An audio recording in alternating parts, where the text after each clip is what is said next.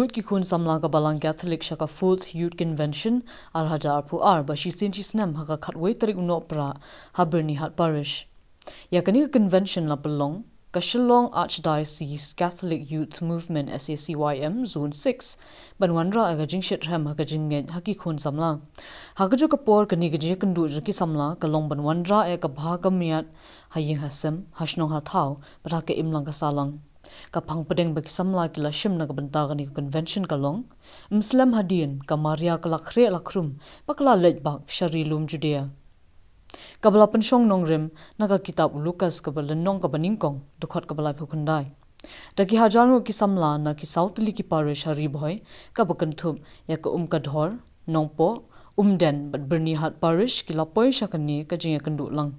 ki khun Samla ki bala Tuid shakani ka convention dagi khmat baphu samarkhi bat jingkemen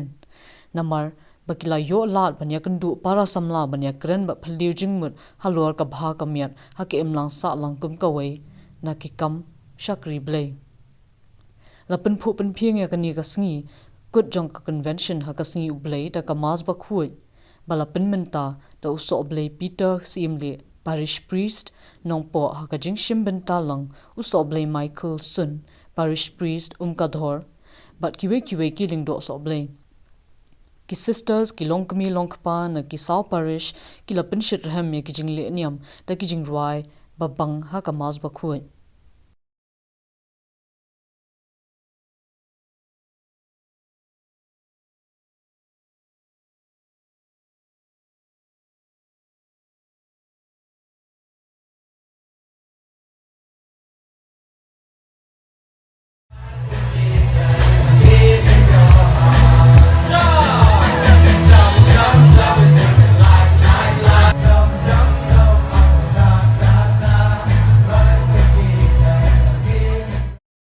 Convention kawan-kawan kasalong ka parish Umden.